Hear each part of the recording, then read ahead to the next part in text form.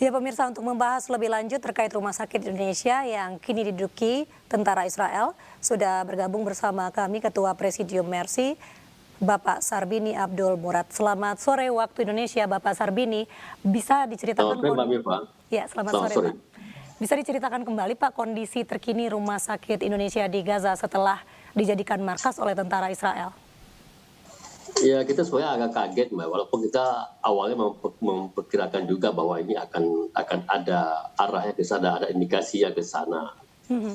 Nah, setelah kita mendapatkan info dari teman-teman di utara dan mereka menceritakan kepada kami bahwa terjadi pengalih fungsian Rumah Sakit Indonesia dari rumah sakit menjadi barak militer atau markas IDF, dan itu sudah berlangsung selama 2 minggu.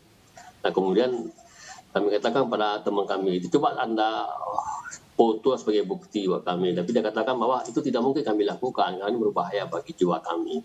Tapi saya pikir bahwa ini informasi yang valid dan ini sangat saya pikir sangat melukai perasaan rakyat Indonesia, di mana kita ketahui bahwa selama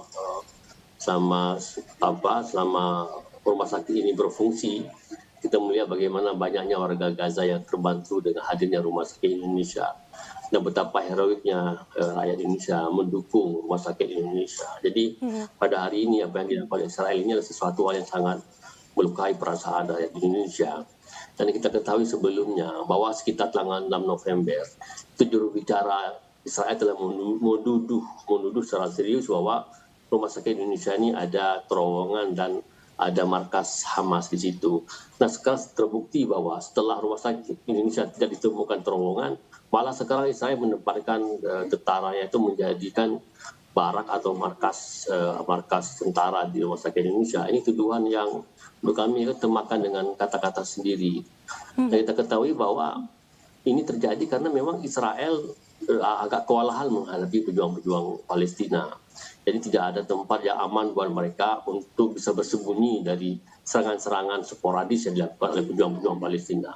Maka oleh sebab itu mereka menggunakan Rumah Sakit Indonesia sebagai tameng, sebagai perisai agar mereka terhindar dari serangan-serangan sporadis yang dilakukan oleh pejuang-pejuang Palestina, yang sama-sama kita tahu bahwa banyak betul tentara IDF yang tewas karena sergapan-sergapan atau serangan-serangan rudal yang dilakukan oleh tentara-tentara pejuang Palestina. Nah, oleh sebab itu ini adalah upaya-upaya atau cara-cara yang tidak elegan, ya, cara kotor yang dilakukan Israel dengan menjadikan Rumah Sakit Indonesia sebagai tameng. Nah, oleh sebab itu kita juga minta kepada WHO agar mengirimkan tim investigasi ada tim investigator yang meminta kepada Israel agar tidak menggunakan rumah sakit sebagai perisai atau sebagai tameng.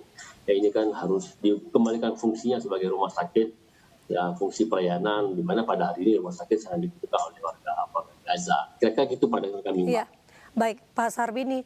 Kalau kita melihat berarti sudah 2 minggu diduduki oleh tentara Israel, lalu bagaimana dengan tenaga kerja dan pasien di Rumah Sakit Indonesia di Gaza yang terpaksa dievakuasi? Ini kan sebelum senjata tanggal 22 ya Mbak ya, kalau salah 22 atau 23 itu. Itu semua itu dievakuasi, termasuk 3 relawan kita ketika itu dievakuasi ke Khan Yunis. Itu rata-rata dievakuasi ke rumah sakit yang ada di selatan, baik di Rafah maupun yang ada di Khan Yunis. Nah setelah kosong ini, maka sebenarnya sebelumnya itu ada upaya-upaya dari warga setempat itu untuk mengembalikan fungsi rumah sakit. Mereka bergotong royong membersihkan rumah sakit dengan harapan Rumah Sakit Indonesia bisa difungsikan.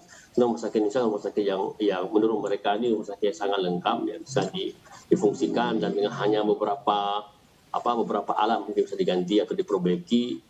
Nah, tapi apa terjadi setelah itu, tentara saya mengusir semua tenaga pembersih yang membersihkan rumah sakit, sapam yang menjaga rumah sakit, semua mereka usir dan mereka menduduki sehingga menjadi benteng mereka. Nah, kita ketahui bahwa rumah sakit ini sangat strategis, letaknya di tengah-tengah, itu kan, kalau dengan 4 lantai, dan kalau lantai ke-4 itu mereka bisa memantau sekitar rumah sakit itu bebas dengan pantauan itu. Jadi bisa jadi juga itu mereka sebagai mengintai gerakan-gerakan pejuang-pejuang Palestina.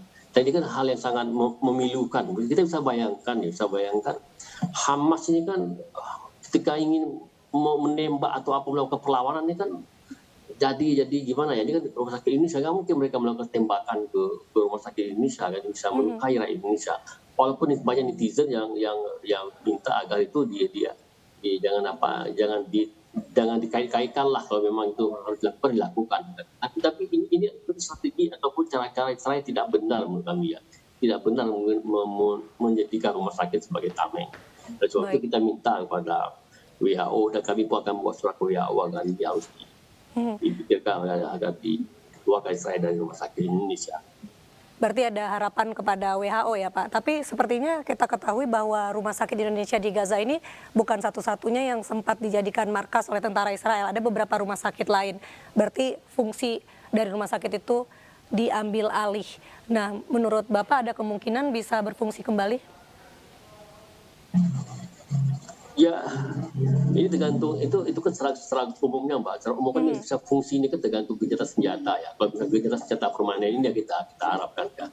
Kita tadi ketemu sama diplomat Amerika, kita juga minta kepada mereka agar membicarakanlah dengan Joe Biden, Presiden Amerika, agar Amerika secara proaktif untuk bisa mendekan Israel agar dilakukan gencatan senjata permanen. Nah, gencatan senjata permanen inilah yang bisa mengembalikan fungsi semua rumah sakit yang ada di Gaza, bisa memulihkan, merehabilitasi bangunan ataupun institusi sekolah misalnya.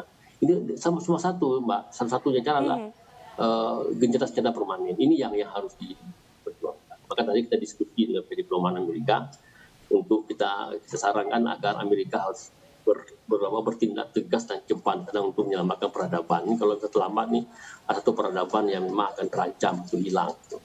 Kita tanya bahwa korban-korban anak-anak yang tidak berdosa ini berjatuhan. Jadi siapapun orang yang punya hati itu bisa melihat bahwa ini udah memang arahnya udah ke genocide ini. Ini siapapun orang bisa pahami itu. Itu yang kita diskusi sama teman-teman yang diplomat Amerika tadi. Jadi kita mengharapkan Anda harus cepat melakukan sesuatu untuk menyelamatkan sejarah. Jangan sampai sejarah itu menyalahkan Anda nantinya.